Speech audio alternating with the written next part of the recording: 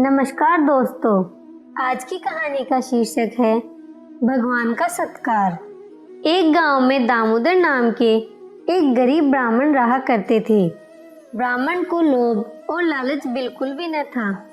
वे दिन भर गांव में भिक्षावृत्ति करते और जो भी रूखा सूखा मिल जाता उसे भगवान का प्रसाद समझकर ग्रहण कर लेते।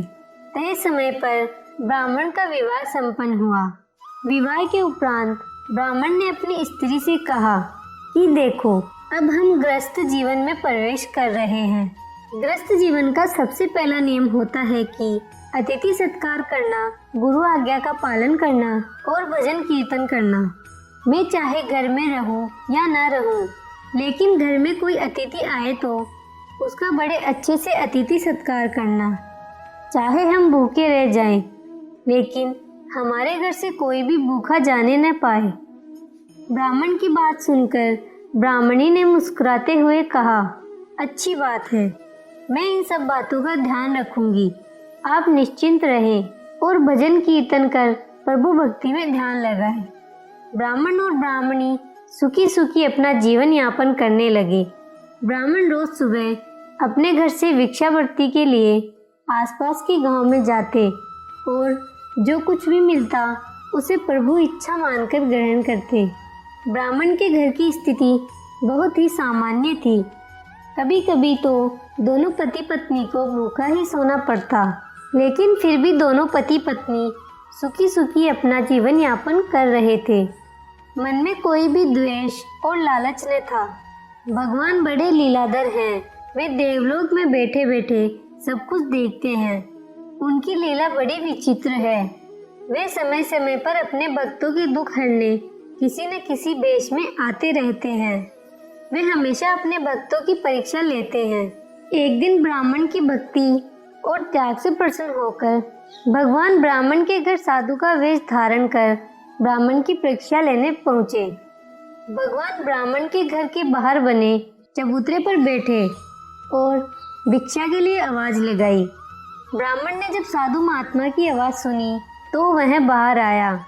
ब्राह्मण को देख साधु महात्मा मुस्कुराए और बोले, पुत्र, आज इस रास्ते पर जाते जाते मन किया कि आज तुम्हारे घर भोजन करूं। ब्राह्मण ने प्रसन्नता पूर्वक साधु महात्मा को नमन किया और बोला, महाराज, बड़ी अच्छी और प्रसन्नता की बात है कि आज आप हमारे घर भोजन करने के लिए पधारे हैं। आइए भीतर चलिए।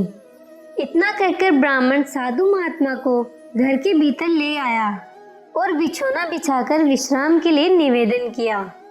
देवयोग से उस दिन ब्राह्मण को भिक्षा में एक दाना भी न मिला था। उसने रसोई में जाकर देखा तो रसोई में अन्न का एक दाना न था। ब्राह्मण ने सोचा, अब क्या करें, आज तो भिक्षा में कुछ भी नहीं मिला। हम तो भूखे रह सकते थे, परंतु घर आए अतिथि को भूखा कैसे जाने दें।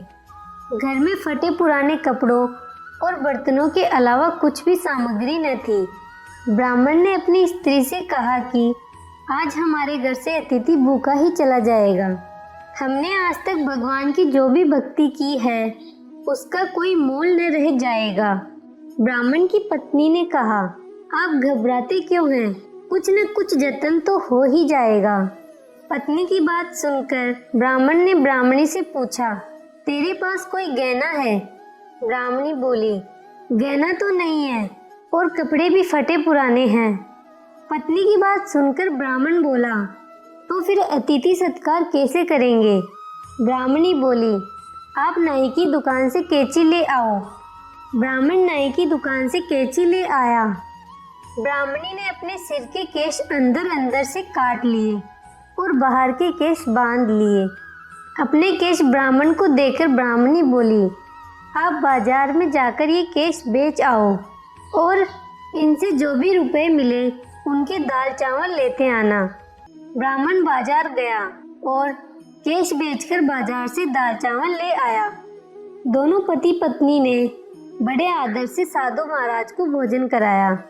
भोजन कर साधु महात्मा बोले, वत्स, इस भरी दोपहर में अब मैं कहाँ जाऊँगा, इसलिए आज दिन में तुम्हारे यही विश्राम कर लेता हूँ।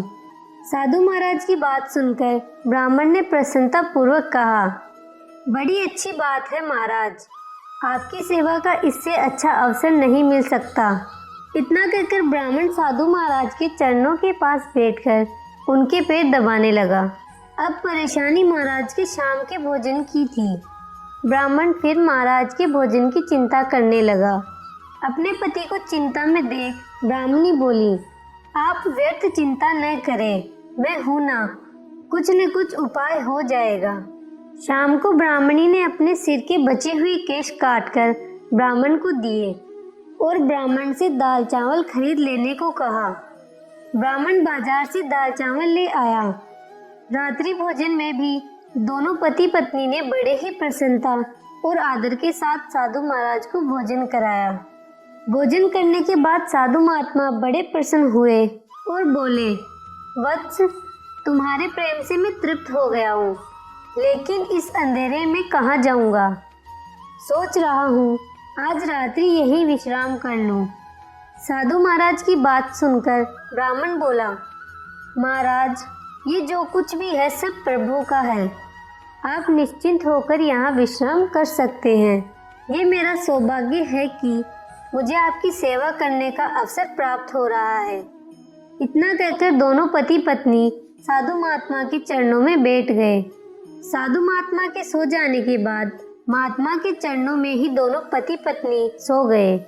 जब दोनों पति पत्नी सो गए तब साधु महात्मा जाग बैठे और उन्होंने ब्राह्मण को आशीर्वाद दिया कि तुम्हारे सारे दुख दर्द दूर हो जाएं, तुम्हारी पत्नी के केश भी लौट आए और धन धान्य से घर भर जाए। इतना कहकर साधु महात्मा अंतर्ध्यान हो गए। सुबह जब ब्राह्मण और उसकी पत्नी उठे तो उन्होंने देखा कि उनके कपड़े ठीक हो गए थे, ब्राह्मणी के केश भी वापस आ गए थे, लेकिन साधु महात्मा कहीं दिखाई नहीं दे रहे थे। उन्होंने सोचा, हो न हो वे कोई बहुत पहुँचे हुए साधु महात्मा थे जो हमें आशीर्वाद स्वरूप ये सब दे गए हैं। ब्राह्मण ने जब अपने घर की ओर देखा तो वह रोने लगा कि महाराज, हमने आपको पहचाना नहीं, कहीं हमसे महाराज की सेवा में कोई कमी तो नहीं रह गई। हम अनजान थे महाराज, हमें क्षमा करें। ब्राह्मण की विनती सुनकर भगवान प्रकट हुए और बोले, तुम्हारे प्रेम पूर्वक भोजन करवाने से मैं बहुत तृप्त हुआ, तुम सुखी रहो। इतना कहकर भगवान अंतर्ध्यान हो गए। आपको ये कहानी कैसी लगी नीचे कमेंट करके हमें ज़रूर बताइएगा। अगर आपको ये कहानी पसंद आई हो तो अपने दोस्तों के साथ ज़रूर शेयर करें और ऐसी ही प्यारी कहानियाँ सुनने के लिए हमारे YouTube चैनल को सब्सक्राइब करें। धन्यवाद।